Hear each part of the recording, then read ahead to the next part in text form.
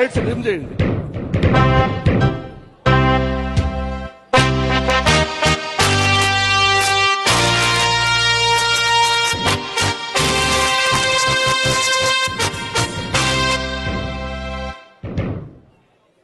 ఈ ఉరికంబం మీద అసువులు బాసి భారతమాత స్వేచ్ఛ స్వతంత్రాలని పరిరక్షించడానికి సిద్ధంగా ఉన్నాడు ఈ వీరపాండ్య కట్టబొమ్మన.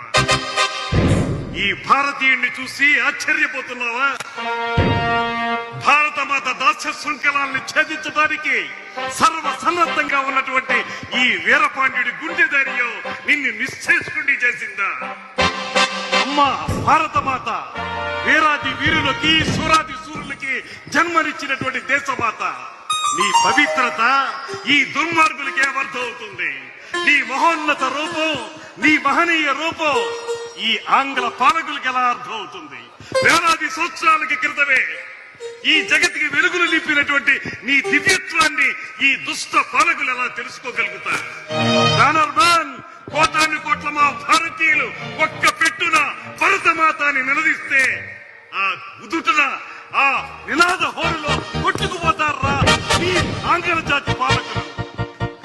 బ్యానర్మ్యాన్, సాగనివ్వం, ఇంకా సాగనివ్వం, నీ దుష్టత్వాన్ని సాగనివ్వం, నీ దుర్మార్గాన్ని కొనసాగనివ్వం. నేనే కాదు, ఈ భూమిలో వెల్లు గడ్డి కూడా విచ్చు కత్తులై మీ అడుగుల్ని ముందుకు పడనివ్వకుండా ఆపుతాయి.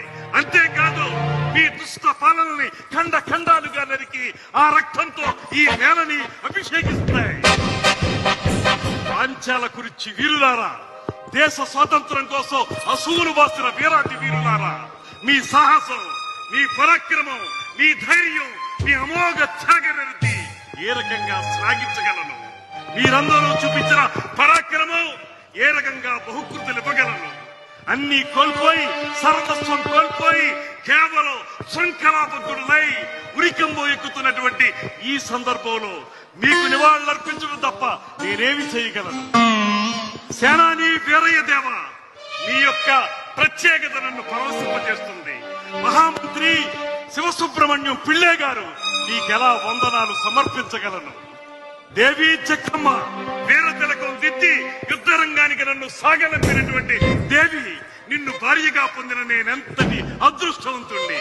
అమ్మా పాండ్యదాత్రి జక్కమ్మ, ఇలవేల్పు జక్కమ్మ, కుల దైవమైన కార్తికేయ, మీ అందరికీ ఇదే నా వందనాలు సమర్పించుకుంటున్నాను. ఓ మృత్యుదేవత, రా కౌగులించుకో.